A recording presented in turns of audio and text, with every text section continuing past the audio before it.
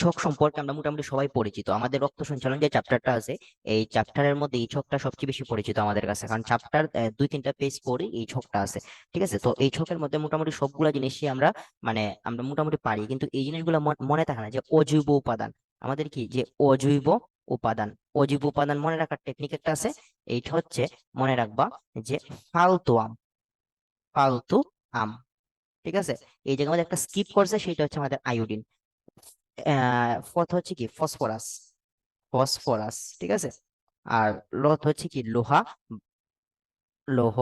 আর তথ্য হচ্ছে কি তামা, অত হচ্ছে কি আয়োডিন। ঠিক আছে, অত হচ্ছে আয়োডিন।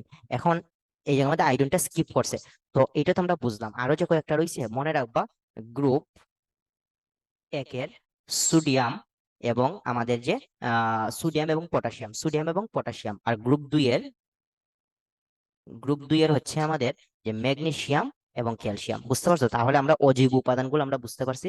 তো এই যে আমাদের প্লাজমা প্রোটিন গুলো মনে রাখার একটা টেকনিক হচ্ছে কি জানো, সেটা হচ্ছে GPA 5। এখন জি থেকে, জি তো হচ্ছে আমাদের এই যে গ্লোবিউলিনটা হচ্ছে জিতে, আর পি তে হচ্ছে কি প্রথম্বিন, আর এথ হচ্ছে কি, এথ হচ্ছে আমাদের অ্যালবুমিন, আর ফাইভ তে হচ্ছে কি ফাইব্রিনোজেন। বুঝতে পারছো?